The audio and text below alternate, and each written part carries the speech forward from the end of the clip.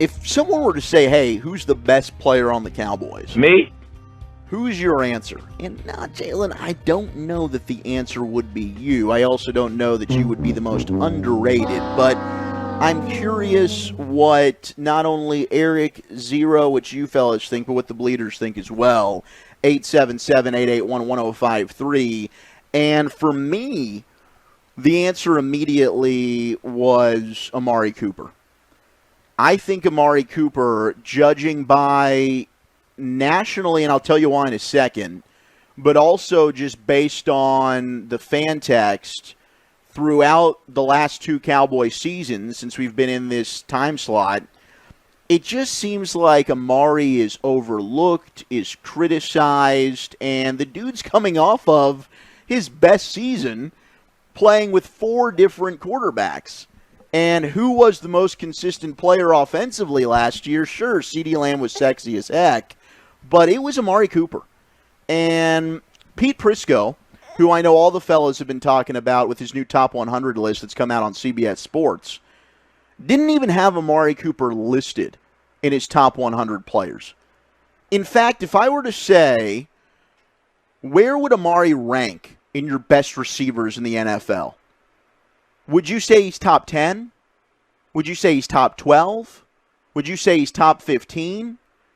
He's got 18 wide receivers ranked in this top 100, and Amari Cooper is not among the top 18 receivers in the NFL, according to Pete Prisco.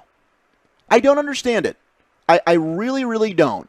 Aside from him personally not being that kind of diva, outspoken, emotional, passionate, look at me, throw me the damn ball type alpha male wide receiver one, the dude just goes out and produces. And I get it, 2 years ago, there was the home and road split conversation. Well, he squashed that this past year.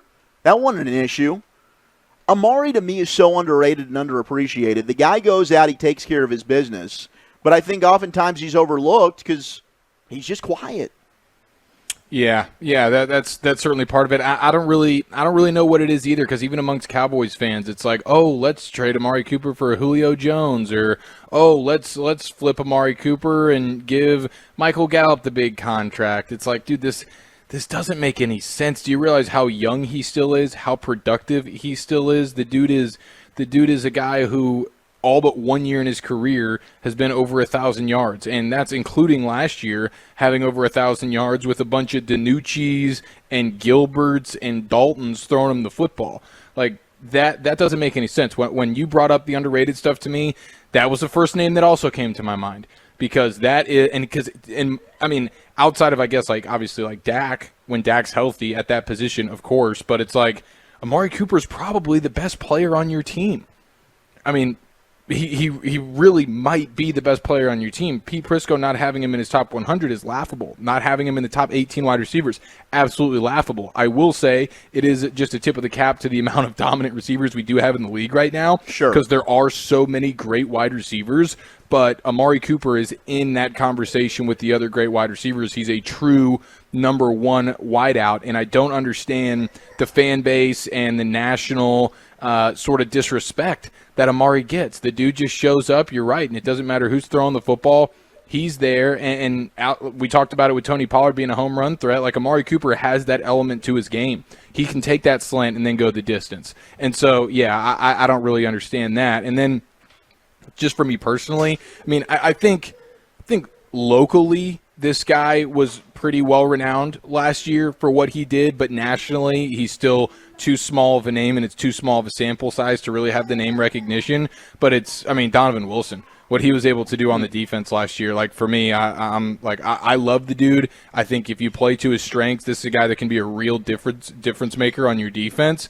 And so, and he was my favorite player of the year last year. Was. He was my favorite Dallas Cowboy. I love the guy. I don't understand for the life of me, even though it's just OTAs, how it's J-Ron Kearse, who's been here for 5 seconds, been in the NFL for like 5 years, has sucked for all 5 of them, and he's running out as the starting strong safety over Donovan Wilson after what Donovan Wilson did for your defense last year, which is be almost the only player to show up consistently. Donovan Wilson's a name I really didn't even consider, but I like that one in terms of definitely a player that can maybe even break out this year, and we'll talk about that, as we move more into the offseason, getting closer to training camp here on your home of the Cowboys, 105.3 The Fan with the Nosebleed Seats. But, man, the Jaron Kearse thing's interesting because Kyle Yeomans, who we have on weekly for the most part, was giving his OTA observations, and one of which was like, Kearse did not impress me at all.